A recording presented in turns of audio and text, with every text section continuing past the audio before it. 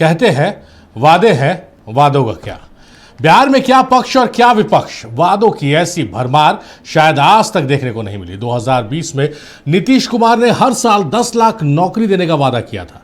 इस बार वादा है 1 करोड़ रोजगार का। तेजस्वी यादव ने हर घर से एक को नौकरी देने का वादा किया था। अब उनका वादा है प्रदेश में हर संविदा कर्मी को स्थायी करने का, जीविका दीदियों को 30,000 महीना मेहनताना देने का। अब उनके ऐलाने मेहनताना पर सत्ता पक्ष ताना दे रहा है और तंज कस रहा है। इसी पर हम लेकर आए आज आपका favourite talk show to the point.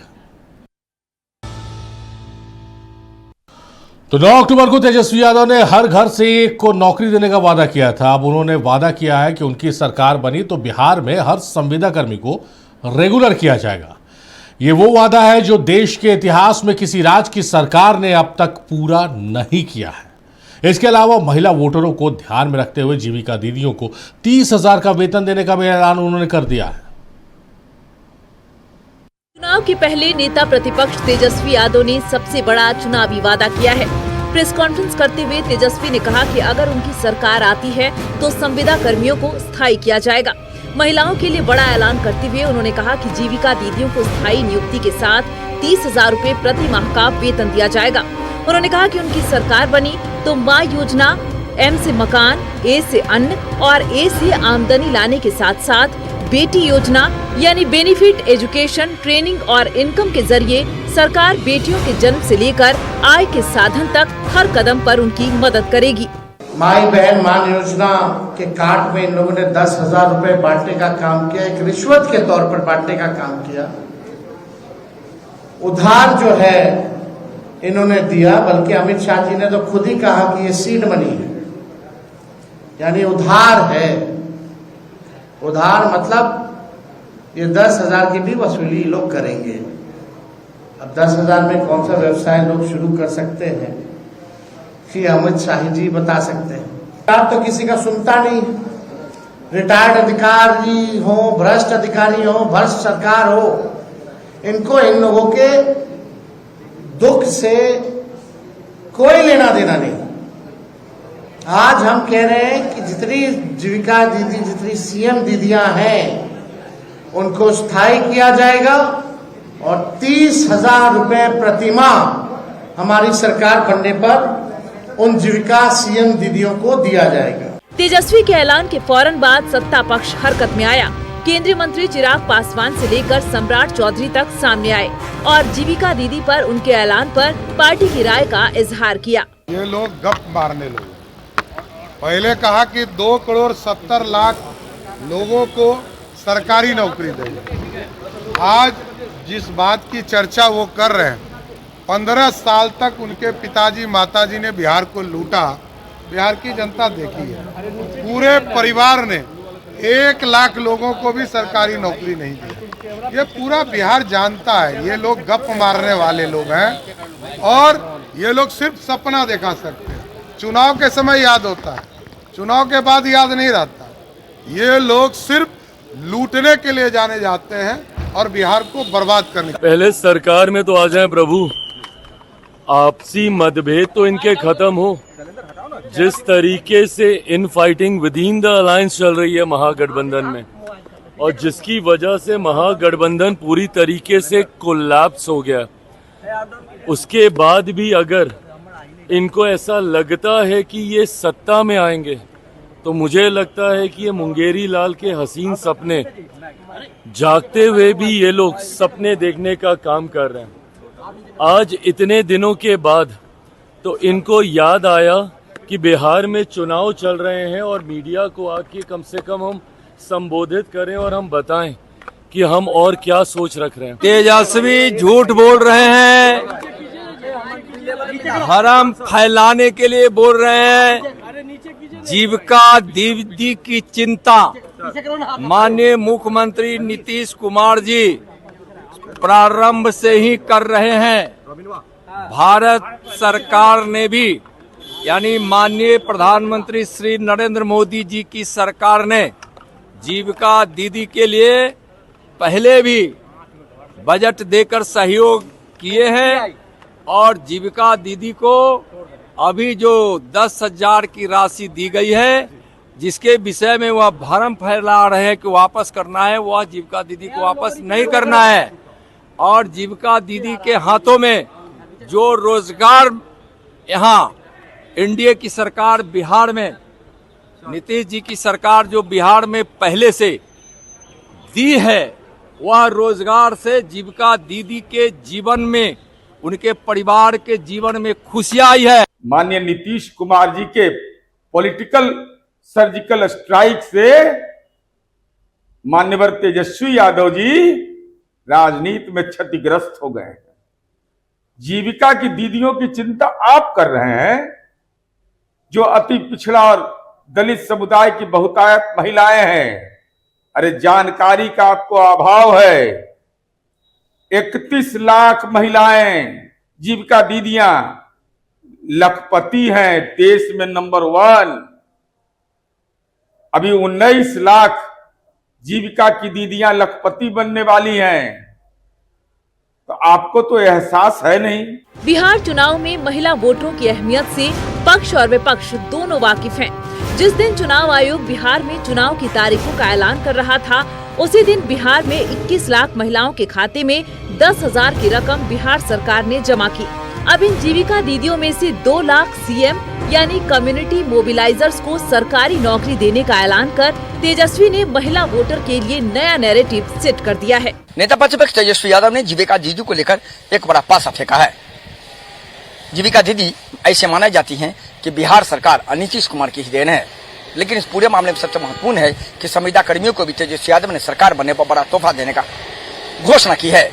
लेकिन सवाल यही है कि बिहार की राजनीति में ये घोषणा क्या तेजस्वी यादव की सरकार बनने के बाद पूरे हो जाएंगे?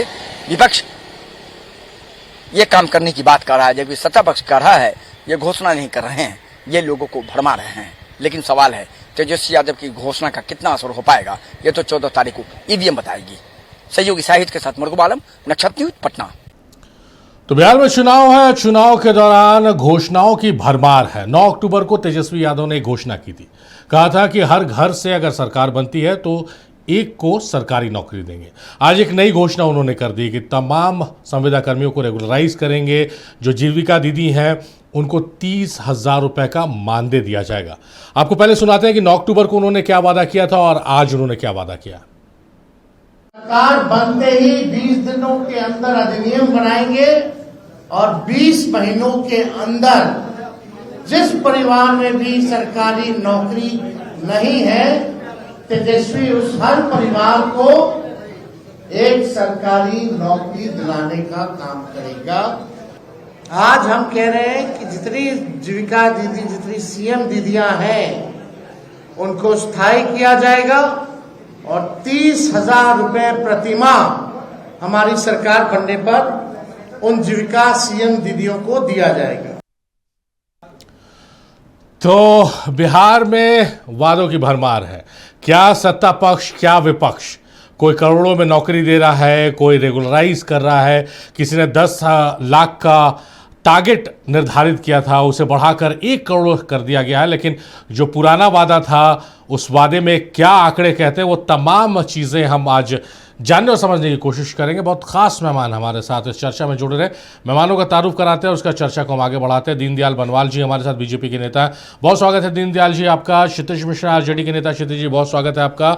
धीरज कुशवाहा है जेडीयू के नेता, धीरज जी बहुत स्वागत है आपका। और चंद्रभूषण राजपूत है, कांग्रेस के नेता हैं, चंद्रभूषण जी बहुत स्वागत है आपका। चंद्रभूषण जी से शुरुआत करते हैं। चंद्रभूषण जी, आप लोग जो वादे कर रहे हैं, हालांकि आप लोग एक तरफ अपने में उलझे हुए हैं, आला कमान के बुलावे पर आना पड़ा अशोक गहलोत को और कृष्णा लवरू को मामले को समझाने के लिए। खैर वो हम ब्रेक के उस पार उसको डिस्कस करेंगे। वादों की जो झड़ी चल रही है, अभी तेजस्वी ने एक नया वादा कर दिया, यानी महागठबंधन ने एक नया वादा कर दिया है। मैं ये जानने समझने की कोशिश कर रहा हूँ कि कैसे पूरा होगा ये वादा। सबसे पहले तो आपका नमस्ते, मुझे शो में बुलाने के लिए। देखिए, हमने पहले ही हमारा जो गुलदस्ता है वो हम जनता के सामने ये रख चुके हैं। चाहे हमारा माई बहन मान योजना हो, जिसमें हम हर परिवार को 2500 रुपया देंगे, या जिन परिवार जो भूमिहीन परिवार है, जिनके पास जमीन नहीं है, उनको 3 से 5 डेसिमल जमीन देने का हमने वादा किया है। या चाहे हमने कहा कि जितने भी छात्र हैं सबको लैपटॉप या कंप्यूटर बांटेंगे। हम जो भी प्लान बनाते हैं, हम बीजेपी की तरह नहीं है कि नरेंद्र मोदी आए आके सबको बोल दिया कि 15 लाख रुपए अकाउंट में दे दिए, अब बाद में बोल दिया कि जुमला है। नरेंद्र मोदी की तरह झूठ बोलने वाला काम नहीं करते हैं। देखिए बिहार का अगर आप बजट देखेंगे तो बिहार का कुल बजट 3,16,000 करोड़ का है, ठीक है, और बिहार पे जो कुल कर्ज है वो 3,64,000 करोड़ का है। हमने जितने भी प्लान किए हैं, हमारा अपना मैनिफेस्टो कमेटी बैठा, वहाँ पे काफ़ी लोग थे, उसका एक मेंबर मैं भी था, और काफ़ी उसमें डिस्कशन हुए। ये इतना नहीं है, अभी अगर आप बात करें, अगर हम सारे चीज़ों को रेगुलराइज कर दें, प्लस हमारा एक अपना मुद्दा है कि हम आएंगे, हम बिहार में micro small and medium units लगाएंगे, तो उस तरह से कि हम रिवेन्यू बढ़ाएंगे और फिर हम यहाँ जाके पैसा देंगे। कोई भी बात जो कहा जा रहा है उसके पीछे एक तर्क है, और जहाँ तक बात है रिवेन्यू जनरेशन का, तो वो स्टेट के हाथ में होता है, वो किस तरीके से अपने रिसोर्सेज को कैपिटलाइज करता है और वहाँ से रिवेन्यू जनरेट करता है। ये बात बीजेपी की तरह नहीं है कि आए सत्ता में झूठ बोल के ही चले आए कि सारे लोगों को 15 लाख रुपए अकाउंट में देंगे, साल भर में 2 करोड़ नौकरी देंगे। मैं नौकरी पे एक बात कहना चाहता हूँ। मशहूर अर्थशास्त्री रघुराम राजन ने कुछ दिन पहले द टाइम्स ऑफ इंडिया में एक आर्टिकल लिखा, वहां पे वो कहते हैं कि इस पूरे देश में 1 करोड़ 20 लाख वैसा बच्चा है जो कि साल भर में मार्केट में आता है, जिसमें 70 लाख वैसे बच्चे हैं जो BA, BTech, MBA, higher degree करके, और 50 लाख वैसे बच्चे हैं जो कि 8, 9, 10, 11, 12। हम जानते हैं कि भारत में ड्रॉप रेट बहुत हाई है, बिहार में तो ड्रॉप रेट पूरे देश में सबसे हाई है। लगभग 1 करोड़ 20 लाख बच्चे मार्केट आते हैं, और जिस तरीके से भारत का ग्रोथ रेट है 6%, 6.5%, औसतन पूरे देश भर में नौकरी ही केवल 30 लाख जनरेट हो पाती है। बाकी का वो 90 लाख बच्चा क्या करता है, वही आप देखते हैं 10-10 साल यूपीएससी का तैयारी, बीपीएससी का तैयारी, इसी में अपने जवानी का 8 साल 10 साल सब बर्बाद कर देता है। इसीलिए सबसे पहले जब हम बिहार में आएंगे, हमने कहा कि जो गरीब लोग हैं उसको जो हम 2500 दे रहे हैं, इसलिए दे रहे हैं ताकि लोगों का परचेजिंग कैपेसिटी बढ़े। और मैं आखिरी बात करके अपनी बात खत्म करना चाहूंगा। अगर आप बिहार का 2022-23 का बजट देखें तो जीएसडीपी जो बिहार का है, बिहार का जो कुल जीडीपी है वो लगभग 9,16,000 करोड़ का है। आप एक चीज जानते हैं, महिलाओं का कंट्रीब्यूशन सिर्फ 4% है, इसीलिए इनको 10-10 हजार रुपया महिलाओं को घूस के रूप में देना पड़ा। अगर ये सब चीज नहीं करेंगे तो चुनाव कैसे जीतेंगे। और इनके नेता आते हैं, अभी गिरिराज सिंह, वो कभी कहता है कि मुसलमान नमक हराम है, योगी आदित्यनाथ आ रहे हैं घुसपैठिया। जिस राज्य में माइग्रेशन सबसे बड़ा समस्या है, आप भी न्यूज चैनल चलाते हैं, हम लोग खुद, मैं भारतीय राष्ट्रीय कांग्रेस का प्रवक्ता हूं, हम लोग रोज देखते हैं, अभी जो ट्रेनें आ रही हैं, लोग बाथरूम में भर के, एक सीट पे 10-10 आदमी भर के बिहार में मजदूर के जैसा लोग आ रहा है। ये तो हाल इन्होंने देश का कर दिया। ठीक है, वो हम समझ रहे। चंद्रभूषण जी, आपने जो कहा कि 3,16,895 करोड़ का बजट है, इसका एक अहम हिस्सा इंटरेस्ट में चला जाता है। आप लोग जो बोल रहे हैं कि हर महीना 2,500 रुपया महिलाओं को देंगे, तमाम संविदा कर्मी जिनकी संख्या 1 से 2 लाख है उनको हम रेगुलराइज करेंगे, 30,000 जीविका दीदियों को देंगे, हर घर से सरकारी नौकरी देंगे। आपको इसी बजट में करना है, फिर आप लोग केंद्र पर ठिकरा फोड़ गए, केंद्र ने पैसा नहीं दे रहा, हम कहाँ से दें, जो झारखंड में हो रहा है।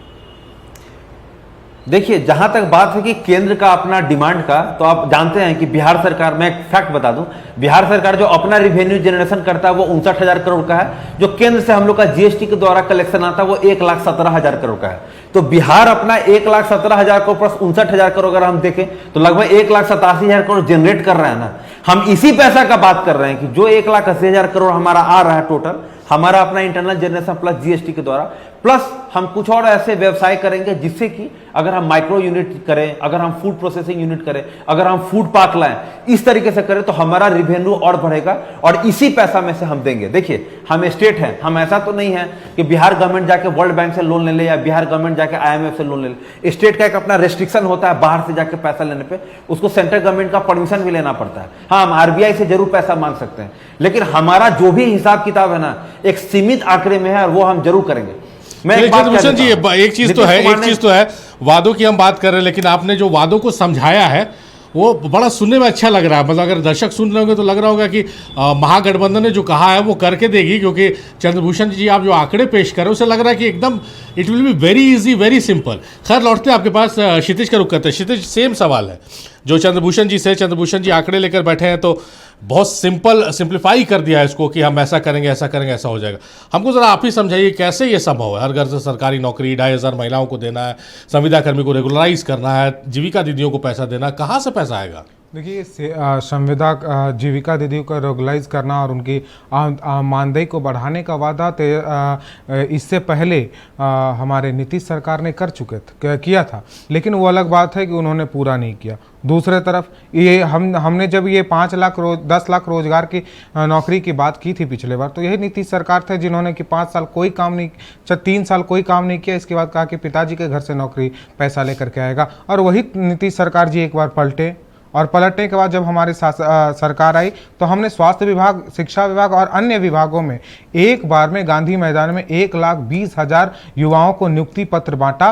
और मैं इसका सोर्सेज बता रहा हूँ, द हिंदू और तमाम मैगजीन, तमाम जो समाचार पत्र हैं, टाइम्स ऑफ इंडिया, आज तक, ये सारी उसके सोर्सेज से मैं आपके नेता तो 5 लाख की बात कहते हैं कि 17 महीने में 5 लाख नौकरी दी। मैं फिर बता रहा हूँ, मैंने कहा कि एक बार में गांधी मैदान में एक बार में इतनी नौकरियां दिया गया, जो कि एक रिकॉर्ड कायम हुआ है। इतनी एक बार में किसी स्टेट ने इतनी सारी नौकरी नहीं दिए थे, वो उस दिन रिकॉर्ड कायम। और ऐसे कर करके हमने 5 लाख नौकरी बिहार के लोगों को दिया। आज आप जाकर के देखेंगे तो कई एक ऐसा गांव होगा, हर दूसरा गांव है जिसमें कि एक व्यक्ति या उससे अधिक व्यक्ति को तेजस्वी सरकार में नौकरी मिले है, और वो लोग कह रहे। दूसरी तरफ हम बात करते हैं, हमारे जो विपक्ष के लोग हैं, वो अभी सम्राट चौधरी कह रहे थे कि ये लोग लूट खसूट, इनको पता है कि इनके पिताजी जब थे ना, वो हमारे शासनकाल में मंत्री थे। ये जो थे ना सम्राट चौधरी जी, जो पहली बार जीते थे, वो हमारे ही शासनकाल में जीते थे। 2 बार इन्होंने जीवन में चुनाव जीता है, और वो दोनों बार आरजेडी के सिंबल पर जीता है। इस बार पिछले बार ये चुनाव नहीं लड़े थे, इस बार वो चुनाव लड़ रहे हैं, और जनता क्या हासिल करेगी वो देखेंगे। और हमने जो वादा किया है, आज तक हम वादों को पूरा करते आए हैं। चाहे लालू प्रसाद यादव जी की जब शासनकाल थी, हमने कई विश्वविद्यालय दिए, हमने फैक्ट्रियां लगवाई वहां पे, हमने जो लोग दलित शोषित थे, जिनको की आखिरी पंक्ति में बैठाया जाता था, उनको आगे ला करके उनको नेता बनाया। तो हम पूरा करते आ रहे हैं अपने वादों को, और फिर से अपने वादों को पूरा करेंगे। चलिए धीरज कुशवाहा जी का रुख कर लेते हैं, पटना से हमारे साथ जुड़े हुए हैं। धीरज जी, वादों की जो झड़ी है वो दोनों ही तरफ है, महागठबंधन में नहीं, आप लोगों की तरफ भी है। 2020 में आप लोगों ने 7 निश्चय के तहत 10 लाख का वादा किया था, फिर अगस्त 2025 में ये बढ़कर 12 लाख हो गई। सूरत हाल क्या है? आंकड़े अगर आपके पास नहीं होंगे तो मैं आंकड़े भी आपके सामने पेश करूंगा। अब 1 करोड़ का आप लोग वादा कर रहे हैं, 1 करोड़ नौकरी देंगे, कैसे संभव है? कुछ रोड मैप है? क्योंकि पिछले बार जो वादा किया था उसके आंकड़े हाफ भी आप नहीं पहुंचे हैं। देखिए इब्राहिम जी, आप जानते हैं कि माननीय नीतीश कुमार जी का जो ट्रैक रिकॉर्ड रहा है वो किसी से कहने वाली बातें नहीं है, क्योंकि माननीय नीतीश कुमार जी घोषणा करते हैं और तुरंत उसकी स्वीकृति भी दे देते हैं। और ये महागठबंधन वाले जो कि केवल घोषणा कर रहे हैं, केवल सपना दिखा रहे हैं, लेकिन ये कभी सपना पूरा होने वाला नहीं है। देखिए, आजादी के बाद और 2005 से पहले जिन लोगों ने शासन किया पूरे बिहार पर जी, उनको कोई रोका था क्या? जो लोग बात करते हैं कि बिहार को आगे बढ़ाएंगे, बिहार को विकसित बढ़ाएंगे, किसी ने नहीं रोका था। लेकिन हम ये कहना चाहते हैं कि माननीय नीतीश कुमार जी ने कहा कि हम हर एक घरों में बिजली पहुंचाएंगे, हर एक जिला मुख्यालयों को हम जोड़ेंगे, उसके बाद में अस्पताल हुआ, या आप बहुत तरह के चीज है जो कि हम गिनाते गिनाते थक जाएंगे। माननीय नीतीश कुमार जी ने सभी समुदाय के लिए काम किया है, चाहे वो रोड हो, अस्पताल हो, बिजली हो, नल जल योजना हो, या जो भी है सबके लिए किया गया है। लेकिन जो ये महागठबंधन वाले माननीय तेजस्वी प्रसाद यादव जी जो ये राबड़ी की तरह जो बांट रहे हैं, ऋण जो बांट रहे हैं, जो महाजन की तरह ये मुफ्त वाला जो ऋण बांट रहे हैं, ये बिहार की जनता समझ रही है। देखिए, माननीय नीतीश कुमार जी ने कहा था कि हम 10 लाख नौकरी और 10 लाख रोजगार हम देंगे, हम लोगों ने दे दिया, इसमें कहीं शक नहीं है। माननीय नीतीश कुमार 10 लाख का वादा आप लोगों ने किया था, 12 लाख किया था उसको बाद में। देखिए, आप लोगों ने हम लोग कहे हैं कि अगर हमारी सरकार बनती है तो समझिए आवाज आ रही है, 1 करोड़ रोजगार और नौकरी देने का काम करेंगे। ये माननीय नीतीश कुमार जी ने वादा किया है, इसमें कहीं संदेह नहीं है। देखिए, ये महागठबंधन वाले ये तो आपस में ही अभी लड़े हैं कि हमको यहाँ से लड़ना है, हमारा कैंडिडेट ये होगा, हमारा नहीं। धीरज जी मेरी आवाज आप तक पहुंच पा रही है? धीरज जी, सवाल है आपके लिए। धीरज जी, आने वाली नहीं है, सवाल है आपके लिए, आवाज पहुंच रही है मेरी? आवाज नहीं, आवाज ब्लर कर रहा है। धीरज जी, अगर मेरी आवाज पहुंच रही तो आपने कहा कि वादा किया था 10 लाख 12 लाख का, हमने 10-12 लाख नौकरी दे दी। उसमें तो आंकड़े बताते हैं कि 5 से 5.5 लाख के आसपास आप लोगों ने नौकरी दी है, और संविदा पे जिसको रखा उसको भी इसमें आप लोगों ने जोड़ लिया है। आप करीब 10 लाख प्लस नौकरी है, इसके आंकड़े निकालने पड़ेंगे। जो आंकड़े मैं संविदा लेके पर बैठा हूं, थे आंकड़े उनको मेरे पास रेगुलर है। सरकारी कर्मी का दर्जा दिया गया, और उसके बाद में नई का सृजन भी किया गया, और वैकेंसी भी निकली, और सब लोग ज्वाइन कर भी लिए। अब कौन आंकड़ा आपके पास है ये हम नहीं बता सकते, एक बार आप बताइए। हम आपको आंकड़ा जरूर भेजेंगे और बताएंगे आपको कि हमारा सोर्स क्या आंकड़ों का। एक बार हम दीनदयाल जी का रुख कर लेते हैं। दीनदयाल जी, चुनाव से पहले घोषणाएं होती हैं, लगातार घोषणाएं हो रही हैं। आप लोगों पे तेजस्वी यादव ने जो घोषणा की उस पर भी हम सवाल उठा रहे हैं, आप लोगों ने जो घोषणा की थी सत्ता में आने से पहले, चुनाव से पहले, उस पर भी हम सवाल कर रहे हैं। ये समझ में नहीं आ रहा है दीनदयाल जी कि संभव कैसे है 10 लाख नौकरी, 20 लाख, 1 करोड़। 2014 में आप लोगों ने जो केंद्र में वादा किया था उसका भी आंकड़ा क्या कहता है? यहाँ 12 लाख की नौकरी की आप लोगों ने बात की थी, अब 1 करोड़ बढ़कर हो गया है, पर आंकड़े तो बताते हैं कि 50% आप लोग पहुंचे हैं। नमस्कार। देखिए, आपका आंकड़ा 50% है, मेरा नहीं है, ये मतलब नहीं, आपका, आपके पास जो आंकड़ा है वो 50% का है जी। अभी जनता दल यू के प्रवक्ता ने कहा कि नहीं, वो करीब 90% का है। चलिए, कोई बात नहीं, हम आंकड़ा पे नहीं जा रहे हैं, ठीक है। परंतु एक बात समझने की आवश्यकता है, 50% अगर मीडिया के तरफ से कंफर्म किया जा रहा है तो 20 साल जंगल राज जो उनका रहा उसमें कितना परसेंट नौकरी मिला था भाई साहब? और इनको बीच में तो फुदकने का आदत है, इनको बिना फुदके हुए मन नहीं लगता अच्छा, क्षितिज है ना, क्योंकि अभी इतना इन्होंने कहा, हमने तो एक शब्द नहीं कहा, लेकिन इनका आदत है। चलिए, अच्छा, लेकिन मुझे इतना ही कहना है कि इनका चाहे जितना वादा कर लें, 20,000, 30,000, 50,000, 1 लाख, कुछ भी वादा कर लें, अभी देखिए उन्होंने क्या कहा कि 1,87,000 रुपया का जीडीपी है, 3 लाख से ज्यादा का खर्चे इन्होंने बताया। माने विकास का काम कुछ नहीं करेंगे पूरे देश में, पूरे राज्य में विकास का काम कुछ नहीं करना है। बांटने में भी इनका 50% हो रहा है, बांटने में भी जीडीपी का 50% हो रहा है। चूंकि इनको पता है कि सरकार तो आना नहीं है, इंडी गठबंधन में पूरा सा पूरा गांठ लग गया है, सिर्फ फुटअव्वल चालू है। जब सरकार आना नहीं है तो गछने में क्या प्रॉब्लम है? हम गछ ले, जनता भ्रमित रहे, और जब जनता भ्रमित रहेगी तो निश्चित तौर पे जनता को यह लगेगा कि अरे कुछ तो वोट दे दो भाई। लेकिन जनता बिहार का है भाई साहब, वो बिहार वैसा बिहार है जहां देश का 30 से 40% IAS IPS देता है, वह बिहार है। वो बिहार को बहुत अंडरस्टिमेट करने की आवश्यकता नहीं है। ये जो तेजस्वी जी भ्रमित करना चाहते हैं, वो बिहार भ्रमित नहीं होगा। पूरा परिवार बेल पे है। आपने तो देखा होगा, 4 दिन पहले आपने ही टीवी पे दिखाया है ना, कि दिल्ली में पूरा परिवार गया था बेल के लिए। अब सवाल यह है कि क्या ऐसे लोगों को पूरा बिहार की सत्ता जनता देने जा रही है, जिसे 20 साल का शासन ने जंगल राज देख चुका है? पूरा परिवार बेल पे है, और चारा घोटाला एक संगठित, जो जिसने देखा, पूरा बिहार ने देखा कि किस तरह से चारा घोटाला करके और बिहार को बदनाम किया गया। पूरे देश में कहीं पे भी बिहारी नाम बोलने से लोगों को अपमानित महसूस होता था कि अपमान का घूंट पीना पड़ेगा। ऐसे में क्या वहां की जनता भ्रमित होने वाली है?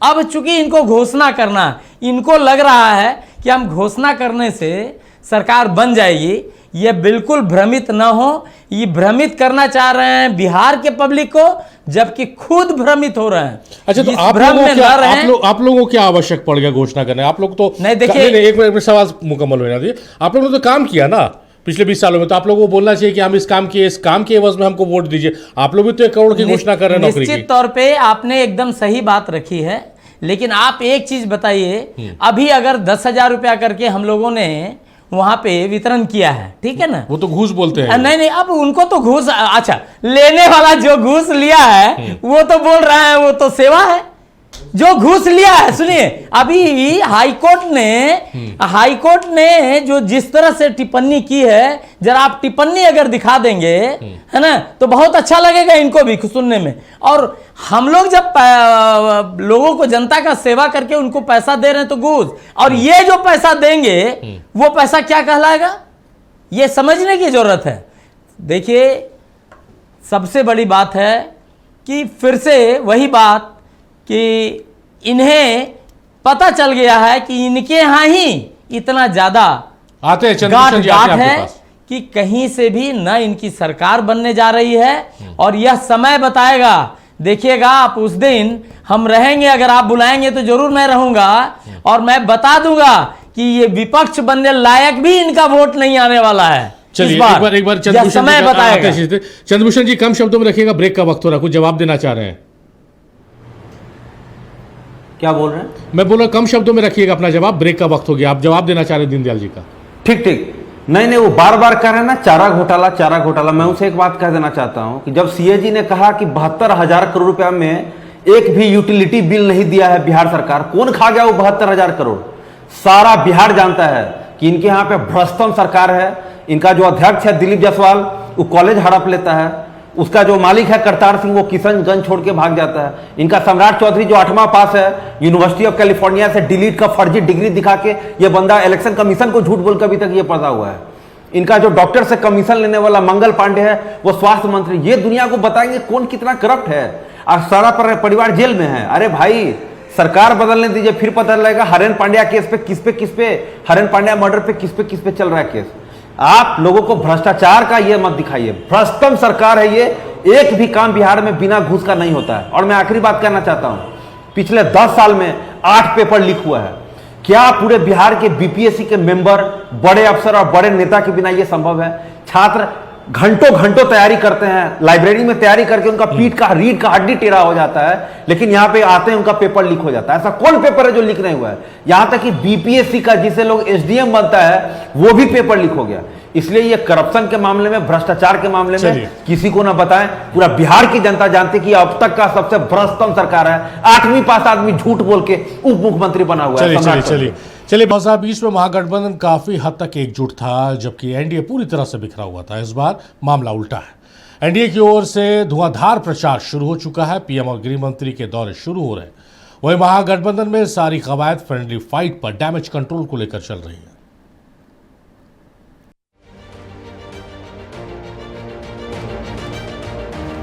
महागठबंधन की फ्रेंडली फाइट अब फायर बन चुकी है। गुरुवार को दूसरे चरण में नामांकन वापस लेने के आखिरी दिन आरजेडी कांग्रेस की ज्वाइंट पीसी की योजना है, लेकिन इसके पहले अशोक गहलोत और कृष्णा अल्लावरू को पटना भेज राहुल गांधी ने डैमेज कंट्रोल की शुरुआत कर दी है। अशोक गहलोत ने पटना में कहा कि इतने बड़े महागठबंधन में 5-6 सीटों पर विवाद होना नई बात नहीं, न कुछ सीटों पर फ्रेंडली फाइट होना बड़ी बात है। वहीं कृष्णा अल्लावरू ने कहा कि बिहार के लोगों के लिए, उनके बच्चों के भविष्य के लिए महागठबंधन पूरी तरह एकजुट है। देखिए कोई विवाद, 243 सीटें हैं यहाँ पर, 243 सीटें हैं। इतने बड़े महागठबंधन में 5-10 सीटों पर विवाद होना कोई नई बात नहीं है। किसी भी प्रदेश में अगर अलायंस होगा तो हो सकता है कुछ सीटों पर आप पर ना इत्तेफाकी हो, पर जो मीडिया में बहुत ज्यादा ही आ गया, ऐसा आ गया था कि पता नहीं क्या हो गया है, गठबंधन का क्या होगा, ऐसी स्थिति है नहीं। तमाम काम बहुत स्मूथली चल रहे हैं। आपको खुद को महसूस होगा 1-2 दिन के अंदर जो भी कंफ्यूजन है तमाम सब स्पष्ट हो जाएंगे। सर ये फ्रेंडली फाइट कही जाएगी महागठबंधन की 12 नहीं, आप नहीं समझे, वो पता नहीं कितना रहेगा, अभी तो कल शाम तक का वक्त है। बिहार में फाइट है, 243 सीटों पे है, एनडीए के साथ है, बीजेपी और जेडीयू के साथ है। बिहार की जनता के भविष्य के लिए फाइट है, महागठबंधन एकजुट है और बिहार के लोगों के लिए, उनकी समस्याओं के लिए, उनके बच्चों के भविष्य के लिए 243 सीटों पे बीजेपी और जेडीयू के साथ लड़ाई है और इसको हम मजबूती से लड़ेंगे। अभी थोड़ी देर पहले कांग्रेस के चुनाव प्रभारी अशोक जी भी आए। आज उनको याद आया है कि भैया वो चुनाव प्रभारी बने हैं जब पूरी तरीके से महागठबंधन खत्म हो गया, ध्वस्त हो गया, धराशायी हो गया। उसके बाद तो इनको याद आया कि आए हम लोग बैठे बातचीत करें। राहुल जी कहाँ हैं? राहुल गांधी जी भैया थोड़े दिन पहले तक तो एसआईआर को लेके घूम घूम के भ्रम फैलाने का काम कर रहे थे।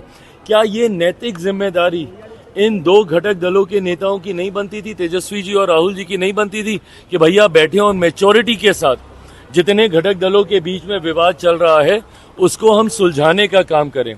ये पूरा प्रकरण ये दिखाता है कि जो घटक दल, जो गठबंधन आपस में 5-6 घटक दलों को ही एक साथ नहीं रख सकता तो वो बिहार की 14 करोड़ जनता को क्या एक साथ रखेगा?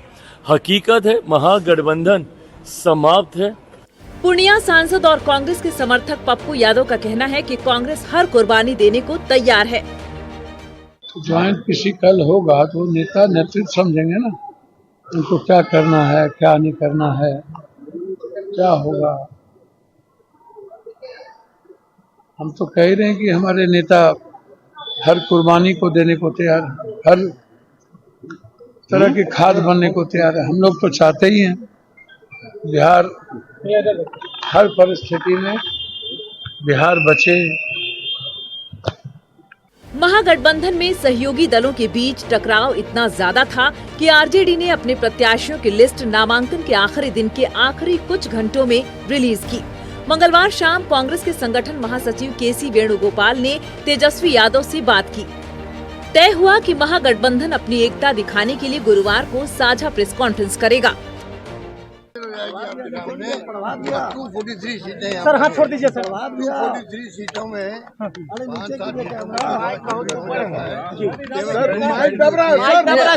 सर 243 सीटों में 255 उम्मीदवार हैं।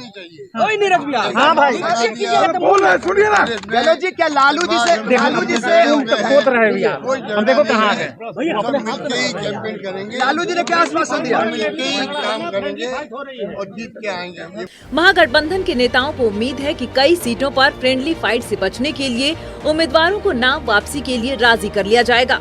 वैशाली की लालगंज सीट से कांग्रेस ने पहले ही अपना उम्मीदवार वापस ले लिया है।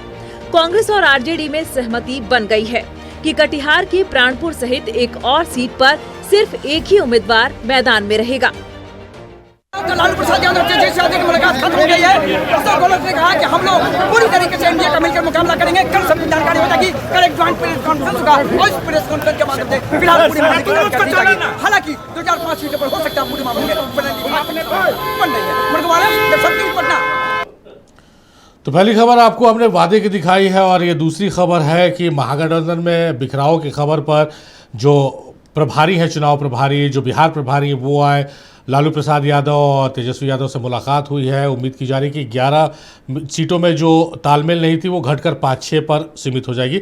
चलिए वापस लौटते हैं हम चर्चा में और चंद्रभूषण जी का रुख करते हैं, क्विक रिएक्शन लेते हैं। चंद्रभूषण जी, कांग्रेस के तमाम लोग पहुंचे थे, अब लग रहा है कि जो जिस थी 11 सीटों पर संख्या घट जाएगी लेकिन जिस तो बरकरार रहेगी, 5-6 सीटों पर रहेगी। देखिए, सबसे पहले तो हमने 61 सीट्स पे टोटल अपने कैंडिडेट अपने अनाउंस किए थे, लेकिन लालगंज में हमारे जो कैंडिडेट हैं आदित्य कुमार राजा, उन्होंने वापस बैकड्रॉप ले लिया क्योंकि वहाँ पे मुन्ना शुक्ला की बेटी को जो है आरजेडी ने टिकट दिया। तो हमारे अभी 60 कैंडिडेट्स हैं जो कि हमने अभी टोटल फील्ड किए हैं। जहाँ तक बात है कि कृष्णा सर के आने का और अशोक गहलोत जी के आने का, तो अशोक गहलोत जी हमारे AICC ऑब्जर्वर हैं माने बिहार के लिए। उनके साथ छत्तीसगढ़ के जो चीफ मिनिस्टर हैं भूपेश बघेल, वो भी हैं।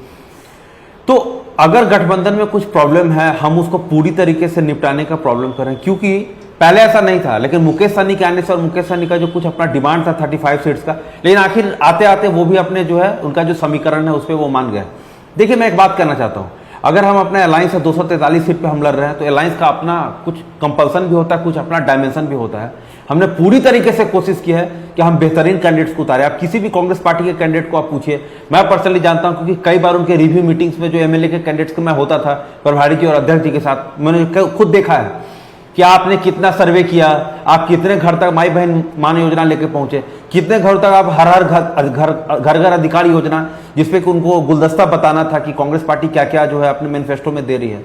तो बहुत ही कसीदे से हमने कैंडिडेट्स दिए हैं जो कि कैपेबल हैं, और हम जितनी तैयारी के साथ आए हैं, मैं पूरी तरीके से श्योर हूं कि अगर election commission full free and fair election कराता है तो हम हर हाल में एनडीए की सरकार को पटकनी दे देंगे। जहां तक बात है नीतीश कुमार का, जो भी लोग मीडिया में हैं या जो भी लोग राजनीति ठीक से समझते हैं, भली भांति जानते हैं कि बीजेपी उनका सिंदे करने जा रही है। नीतीश कुमार अब उतने कैपेबल है नहीं कि वो राज को चला सके। उनके नाम पे वोट लेके उनको मुखौटा बना के बीजेपी ये जो है चुनाव लड़ रही है, ताकि बीजेपी सत्ता में ले और अपने बड़े बड़े व्यापारी मित्रों को, जैसे उसने 1050 एकड़ 1 रुपया में दे दिया, वैसे ही बिहार के सारे रिसोर्स को अपने कुछ क्रोनी कैपिटलिस्ट के हाथ में दे दे। इसीलिए बिहार की जनता ये भली भांति जानती है कि इस ठग को बड़े बड़े भ्रष्टाचारी अशोक, जो आपके सम्राट चौधरी हैं और आपके जो अशोक चौधरी जैसे लोग हैं, जो 200 करोड़ का जमीन खरीद लेता है और बंदा उसको पता नहीं है कि उसका जमीन कहाँ पे है, सरेआम झूठ बोलता है कि हम यहाँ पे क्या किए, बिहार इनके हाथ में नहीं सौंपेगी। और मैं एक चीज आपको कह दूं, हम लोग जो बार बार ये चीज आ रहे हैं ना कि भारत सरकार, देखिए अभी एक प्रवक्ता गलत कह रहे थे, मैंने ये कहा कि बिहार सरकार अपना जो टैक्स है वो 60,000 जनरेट करती है, सेंट्रल गवर्नमेंट उसको जो टैक्स देता है वो 1,17,000 देता। मैं ये कह रहा था, वो थोड़ा उल्टा मैंने उसको मिस इंटरप्रेट करके, मेरा ये कहना है कि बिहार सरकार का जो कुल खुद का रिवेन्यू जनरेशन है वो लगभग 1,80,000 करोड़ का है।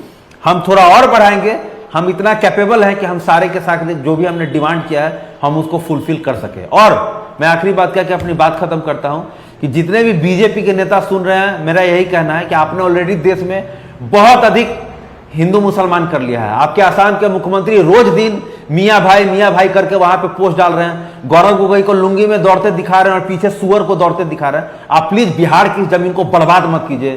तुमने कम्युनलिज्म करके पूरे देश को बर्बाद कर दिया। तुम्हारे ही कारण यहाँ पे भागलपुर दंगा हुआ था, जिसके कारण कांग्रेस की सरकार हटी। वापस से तुम्हारे नेता यहाँ आए नहीं और इस तरीके से हिंदू मुसलमान करके जो सौहार्द बिहार में अभी भी हिंदू मुसलमान का, उसको बर्बाद नहीं करे। तुमने देश में कुछ नहीं बनाया, ना कोई इंस्टीट्यूशन बनाया। एटलीस्ट देश में अभी भी जो सौहार्द बचा है बिहार में, उसको आपके नेता बर्बाद नहीं करे। मेरा यही निवेदन। चलिए धीरज जी का रुख कर लेते हैं। धीरज जी, सुना होगा आपने, चंद्रभूषण जी जिस तरह से आरोप लगा रहे हैं कि जेडीयू के कंधे पर बंदूक रख के बीजेपी चला रही है, साइडलाइन करने का कवायद चल रही है।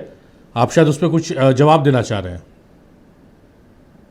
देखिए इब्राहिम जी, ये भारत में एक बिहार का अलग पहचान है और ये जेपी की धरती है। महात्मा गांधी जी ने भी यहीं से अपना यात्रा स्टार्ट किया था और महावीर की धरती है, बुद्ध की धरती है, अशोक की धरती है, जो कि अखंड भारत का निर्माण किया था। ये विपक्ष वाले लोग जिस चीज में उलझाने का प्रयास कर रहे हैं ना, उसमें हम लोग उलझने वाले नहीं हैं। क्योंकि माननीय नीतीश कुमार जी बिहार के साथ साथ गठबंधन को बढ़िया तरह से देख रहे हैं और बिहार के मुखिया के साथ साथ जो एनडीए गठबंधन है उसके अभिभावक हैं और उनके ही नेतृत्व में चुनाव ही लड़ा जा रहा है और ये स्पष्ट है कि अगले मुख्यमंत्री भी वही बनेंगे। हम लोगों ने स्पष्ट कर दिया है एनडीए के सभी नेताओं ने कि 2025 225 फिर से नीतीश पर काम कर रहे हैं। अब इब्राहिम जी हम काम पर आते हैं। अब जानते हैं कि माननीय नीतीश कुमार जी ने बिहार में कई ऐतिहासिक फैसले किए, चाहे शराबबंदी हो। देखिए आप जानते हैं कि ना अपराध को शून्य किया जा सकता है और ना गड़बड़ करने वाले लोगों को भी शून्य किया जा सकता है। सरकार का मुख्य प्राथमिकता रहता है कि चीजों पर एक्ट करना और दोषियों को कार्रवाई करना, जो कि 2005 से पहले और आजादी के बाद जो लोग थे, ये लोग सत्ता संरक्षित अपराध करते थे। आप जानते हैं कि ऐसे ऐसे घटनाएं बिहार में हुई थी कि बिहार का नाम पूरे देश दुनिया के पटल खराब हो गया था और ये लोग अब बात कहते हैं कि अब हमको मौका दीजिए, माई बहन योजना चलाएंगे। इनके सरकार में कितने माँ बहनों का सम्मान मिलता था, ये किसी से कहने वाली बातें नहीं है। इनके दामन पर जो खून के जो दाग लगे हैं ये मिटने वाले नहीं है और माननीय नीतीश कुमार जी सब चीजों को देखते हैं। आप देखे होंगे कि पीके ने भी पर ये धीरज जी जो चंद्रभूषण जी कह रहे हैं कि नीतीश कुमार सेकुलर चेहरा थे, लेकिन बीजेपी के साथ वो जो चुनाव में है और सत्ता चला रहे, सरकार चला रहे, तो बीजेपी जैसा आरोप है उनका कि नफरत की राजनीति बिहार से लेकर और असम से फैलाई जा रही है, तो उसमें कहीं ना कहीं आप लोगों को डैमेज होगा जैसा आरोप है। बिल्कुल नहीं। देखिए इब्राहिम जी, हम बताते हैं करीब 20 वर्षों से माननीय मुख्यमंत्री जी विराजमान हैं। आप जानते हैं कि हमारी उपलब्धि रही है कि 20 वर्षों में एक दिन के लिए कहीं कर्फ्यू नहीं लगा है। एक दिन के लिए कर्फ्यू कुछ घंटे के लिए लगे थे, चूंकि हम लोगों ने जो घचपच करने वाले लोग हैं उन लोगों पर लगान लगाने का काम किया है। आप जानते हैं कि जो कब्रिस्तान में जो घेराबंदी हुआ, मंदिर का घेराबंदी हुआ, ये सब चीजों को दुरुस्त कराकर माननीय नीतीश कुमार जी ने इतना कर दिया है कि इको फ्रेंडली, जो हिंदू हो या मुसलमान हो, चूंकि ये सबका धरती है, ये किसी खास वर्गों का नहीं है। चूंकि आप जानते हैं कि सभी जात धर्मों को लेकर चलने वाले हम लोग हैं, हम लोग सबका सम्मान करते हैं। हम लोगों ने अगर सड़क बनाई है तो उसमें हिंदू हो, मुसलमान हो, सिख हो, ईसाई हो, सब लोग चलते हैं। नीतीश कुमार या जेडीयू की बात नहीं है, जो आरोप लग रहा है, चंद्रभूषण जी जो आरोप लगाया कि बीजेपी उस सियासत में माहिर है, नफरत की जो आरोप है, और उसमें कहीं ना कहीं नीतीश कुमार यूज हो रही है, आरोप लग रहा है। देखिए, आप जानते हैं कि सभी दल अलग अलग विचारधारा पर चलती है, सबका नियम कानून अपना अलग अलग है। आप जानते हैं कि माननीय नीतीश कुमार जी किस आइडियोलॉजी पर काम करते हैं, ये हमको लगता है इब्राहिम जी ये सार्वजनिक बताने की जरूरत नहीं है। हम लोग किसी गठबंधन में रहे, लेकिन माननीय नीतीश कुमार जी ने अपने सिद्धांतों के साथ कभी समझौता नहीं किया। उनकी प्राथमिकता यही रही है कि हमारे बिहार के लोग कैसे आगे बढ़े, बिहार हमारा कैसे आगे बढ़े, हमारी पार्टी के लोग अन्य जनता को कैसे सेवा करे, इसके लिए उन्होंने वो स्पष्ट रूप से माननीय नीतीश कुमार जी कहते हैं कि बिना सिद्धांत का राजनीति नहीं करना चाहिए। ये आप देखिएगा, हमारे ऑफिस से लेकर हमारे सब कार्यकर्ताओं को बताया जाता है, और माननीय मुख्यमंत्री जी मन से भी कहे हैं कि सिद्धांत और सेवा जो करते हैं वो मेवा के लिए नहीं किया जाता है। ये लोग जो कहते थे आजादी के बाद कि गरीबों को आगे बढ़ाना है, गरीबों को अमीर बना देना है, ये लोग गांव से चलकर आए थे। इन लोगों ने इतना संपत्ति अर्जित कर लिया, जनता की गड़ी हुई कमाई को लूटने का काम किया है कि आज भारत की तमाम एजेंसियां इन लोगों के पीछे लगी हुई है। इनके जो पार्टी के जो मुखिया है वो सजा याफ्ता रह चुके हैं, बहुत सारे लोग नामजद हैं, बहुत सारे लोगों पर जांच चल रही है, बहुत सारे लोग जेल में हैं। ये हम नहीं, ये सरकारी आंकड़े हैं, न्यायालय ने फैसला सुनाया है। तो इब्राहिम जी देखिए, ये लोग जो कह रहे हैं इससे बिहार की जनता बिल्कुल नहीं झांसे में आने वाली है, क्योंकि बिहार का जो बजट है आप जानते हैं कि 22,500 से माननीय नीतीश कुमार जी 3,17,000 करोड़ रुपया देने का काम किया है, वहां तक पहुंचाने का काम किया है। ये लोग क्या बात करेंगे? ये चलिए जवाब ले लेते हैं, बहुत लंबी फेरी से आरोप होगी। क्षितिज आपका जवाब देना चाह रहे हैं, क्षितिज उनका जवाब भी दीजिएगा, और ये भी कि आपको लग रहा है कि डैमेज कंट्रोल की जो कवायद शुरू हुई है उससे स्थितियां अब सामान्य हो जाएंगी, 11 से सीटें कम होंगी। देखिए इब्राहिम, पहले मैं इनका जवाब दे लूँ। अमूमन होता है क्या है कि विपक्ष सवाल पूछता है और सत्ता पक्ष जवाब देता है। यहाँ से विपक्ष से सवाल पूछा गया, सत्ता पक्ष उसका जवाब, और सत्ता पक्ष ने सवाल पूछा, विपक्ष जवाब देगा। 71,000 से अधिक बिहार में मर्डर हुए हैं, 25,000 से अधिक बिहार में रेप हुए हैं, 1 लाख से अधिक बिहार में अपहरण हुए हैं, 3 लाख से अधिक बिहार में छिनतई हुए हैं। बिहार में 42% 10वीं के बाद ड्रॉप आउट रेट है। बिहार में ग्रेजुएट युवाओं के बीच बेरोजगारी दर 19% है। बिहार में 37% लोग जो हैं वो गरीबी रेखा से नीचे हैं, जो कि 6,000 रुपया प्रति माह कमा रहे हैं। बिहार में 72 करोड़, सीएजी की रिपोर्ट है कि 72 करोड़ से अधिक का घोटाला हुआ है इनके तमाम विभागों में, जिसका यूटिलिटी सर्टिफिकेट ये लोग नहीं दे पाए हैं। 12,80,000 से अधिक शराबबंदी में गिरफ्तारियां हुई हैं, और ये गिरफ्तारियां उन लोगों के होते हुए हैं जो छोटे और गरीब लोग हैं, जिनको प्यादा बना करके बड़े बड़े लोग बिहार में अभी खुले तौर पर शराब की बिक्री कर रहे हैं और होम डिलीवरी कर रहे हैं। तो जनता तो त्रासदी से इन सारे रिपोर्टों से आप क्या मुंह फेर सकते हैं क्या? और मैं पूरा चैलेंज करता हूं दोनों प्रवक्ताओं को कि इस पर जवाब दे देंगे। ये दोनों प्रवक्ता जवाब नहीं देंगे, ये पिछले शासन काल में चले जाएंगे। पिछले शासन काल में तो विश्वविद्यालय खोले गए, पिछले शासन काल में भी ड्रॉप आउट रेट इतना नहीं था, बेरोजगारी दर इतना नहीं था, विकास 4.4 था जीडीपी में, हमारा सहयोगिता देश के जीडीपी में। कहां ला करके आपने बिहार को खड़ा कर दिया है? आपको 10-10 हजार रुपया लोगों को देना पड़ रहा है। महिलाओं को जीडीपी में केवल 4% तक अधिकार है। दूसरा सवाल आपने जो पूछा, हमारे डैमेज कंट्रोल जो था वो सारी चीजें, देखिए हमारी बड़ी गठबंधन है, और यहां मोदी जी नहीं चलता है। यहां पर सबका सुना जाता है और सबके अधिकारों की बात किया जाता है। इसी कारण से थोड़ा देर हुआ, और ये लोग खुश हैं कि तेजस्वी जी अभी प्रचार नहीं कर रहे हैं। 24 तारीख के बाद ठंडा देंगे सबको, और तमाम जो आपका जो वो है ना, सब निकाल देगा। जनता को, और आपके जनता जो है वो पढ़ी लिखी जनता है, उनको समझना पड़ेगा एक तरफ जहां ये लोग कभी ये विकास पर बात ही नहीं करना चाहते हैं। आप रैली उठा करके देख लिए नरेंद्र मोदी जी के और तमाम इनके नेताओं का, किस दिन इन्होंने विकास पर भाषण दिया? इन्होंने तो कहा कि बुर्खा का ये लोग समर्थन करता है। अरे क्यों नहीं करेंगे बुर्खा का समर्थन? बुर्खा किसी का लिबास है, उसका समर्थन करेंगे। इन्होंने कहा कि जंगल राज आ जाएगा। आपके यहां कितने अपराधियों को आपने टिकट दे दिया और ये जंगल राज की बात कर, मैंने डेटा गिनाया जो चीख चीख के कर रही है कि बिहार में आपने महाजंगल राज खड़ा करके कर दिया। 70,000 71,000 मर्डर। आप सोच रहे हैं किसी युद्ध में भी इतना मर्डर नहीं होता होगा जितना 20 वर्षों में बिहार में मर्डर हो चुका है। आपने देखा कि किस प्रकार से पारस हॉस्पिटल में 5 लोग घुसते हैं, बंदूक ऐसे नचाते हुए और गोली मार करके चले जाते हैं। और इसके बाद आपने देखा कि एक बच्ची जिसको कि रेप करके पेड़ पर टांग दिया जाता है और ये लोग लिपापोती का काम करते हैं। इनके लोगों को खदेड़ कर भगा रहा है, मनोज तिवारी को खदेड़ कर भगाया गया। इनके नेता प्रचार करने में फिर कर रहा हूं, मेरे सहयोगी दल के प्रवक्ता ने कहा, मैं आज भी कहता हूं और चैलेंज करता हूं आपके टीवी डिबेट में, अगर हिम्मत है तो इनके नेता मुद्दों पर बात करें, ये बताए कि उन्होंने बिहार को क्या दिया है। और नीतीश कुमार जी उनको तो 2 पेंडुलम लेकर के चल रहे हैं, उनको तो बता रहे किसको माला पिनाना है किसको माला नहीं पिनाना है। जिसको माले पिनाने ने बुझा रहा है कि महिला को माला नहीं पिनाया जाता, माला पिना दे रहे हैं। संजय झा जी रोक रहे हैं तो उनको डांट दे रहा है। वो देश क्या, बिहार क्या चलाएंगे, कैसे बिहार चलाएंगे? और जो मेरा सवाल है, मैंने आंकड़ा दिया है और ये सत्ता पक्ष और इनकी जिम्मेदारी है कि इसका जवाब दे। बिना 20 वर्षों को याद किए हुए, बिना नेहरू को याद किए हुए आपकी जिम्मेदारियों का आप वो करें और इसका जवाब दे दे और मैं मान जाऊंगा आज अगर जवाब दे दे। दीनदयाल जी, ये जो 11 सीटें हैं, ये कह रहे हैं कि भाई डैमेज कंट्रोल हो गया, कुछ सीटों पर अब नाम वापसी की प्रक्रिया होगी। क्या आपको लग रहा है कि इसका फायदा सीधे तौर पर एनडीए को मिलेगा, एनडीए इसका लाभ उठा पाएगी? देखिए सादी भाई, सबसे पहले तो ये जो समझने की आवश्यकता है कि आज जेएमएम जो नाराज हुआ उसी का 6 सीट का मैटर है। ये 5 सीट बोले, 4 सीट बोले, शून्य बोल दें, बोलने में क्या जाता है? परंतु कुल मिला के आप अगर समझें तो आज भारतीय जनता पार्टी नहीं कहा है कि आरजेडी और कांग्रेस धूर्त है। ये महागठबंधन के झारखंड के एक मुख्य पक्ष के लोगों ने कहा है कि ये लोग धूर्त हैं। ये भाजपा नहीं कहने गई है।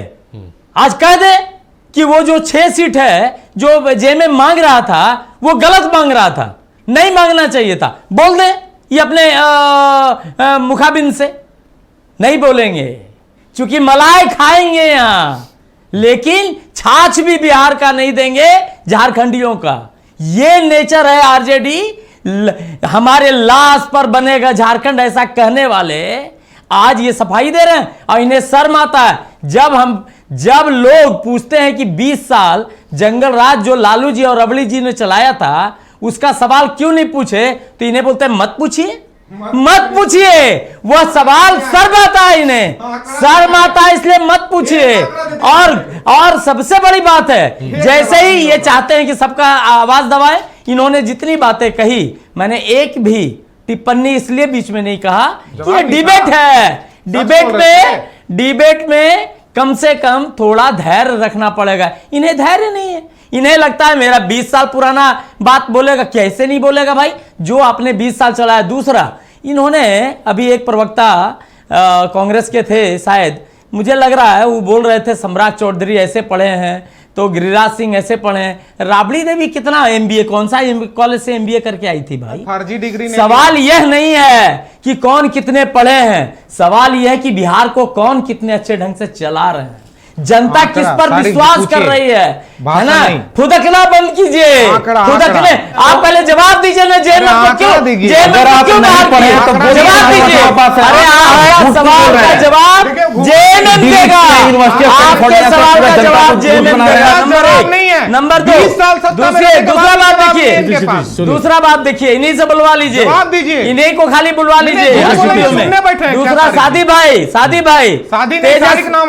अरे भाई मेरे, यही है, हंसिए, अपने जंगल राज पे हंसिए, हंसना चाहिए। नंबर 1, अरे काहे बेंग जैसा मत फुदकिए, काहे बेंग जैसा फुदकते हैं, जब आते हैं बेंग जैसा फुदर। अच्छा बोले दिया, अरे भाई सवाल तो सुन तो लो, सुनने में भी अगर नहीं आता है जवाब डिबेट से मत आइए। आज हम फिर रखिए, फिर से समय कम है। दूसरी तरफ देखिए तेजस्वी रोज रोज हमें मुख्यमंत्री का घोषित कीजिए, रोज मुख्यमंत्री का घोषित कीजिए। चिरौरी कर रही है कांग्रेस से। अरे क्यों भाई, आप अगर अपने आप को समझते हैं कि हम मुख्यमंत्री के लायक हैं तो कम से कम यह बात तो मत बोलिए। जवाब नहीं, पूरा देश झूठ, जानता है, खाली पूरा देश जानता है कि बाबा। तेजस्वी का क्या हालत है, तेजस्वी क्या किस अच्छा, ठीक है, लेवल में क्या है, हालत है? तेजस्वी कौन से लेवल में? तेजस्वी अरे मोदी से ज्यादा अच्छा लेवल में है वो। तेजस्वी खुद, देखते नहीं हैं उसकी आप मम्मी, जैसा। उसके नरेंद्र पापा, मोदी से बढ़िया उसके लेवल में भाई, है वो। सब लोग नरेंद्र न्यायालय का मोदी से चक्कर बढ़िया काट रहे हैं। लेवल में चलिए, चलिए, ऐसे घोषित अपराधियों को बिहार देगा वोट। चलिए, अरे आने वाला कल बताएगा। अच्छा, आने समय समाप्त वाला हो गया, कल समय समाप्त हो गया। बताएगा। दीनदयाल जी। आप कहाँ रहेंगे? अच्छा, दीनदयाल जी। आप चाहे जितना चिल्ला लीजिए, क्षितिज, सबसे पहले तो जेएमएम से सबक लो। अच्छा, चलिए चलिए, समय समाप्त हो गया। दीनदयाल जी बहुत शुक्रिया आपका, क्षितिज आपका बेहद शुक्रिया, धीरज आपका शुक्रिया, चंद्रभूषण जी आपका बेहद शुक्रिया। आप लोगों ने अपना कीमती वक्त दिया है नक्षत्र न्यूज को और इस डिबेट को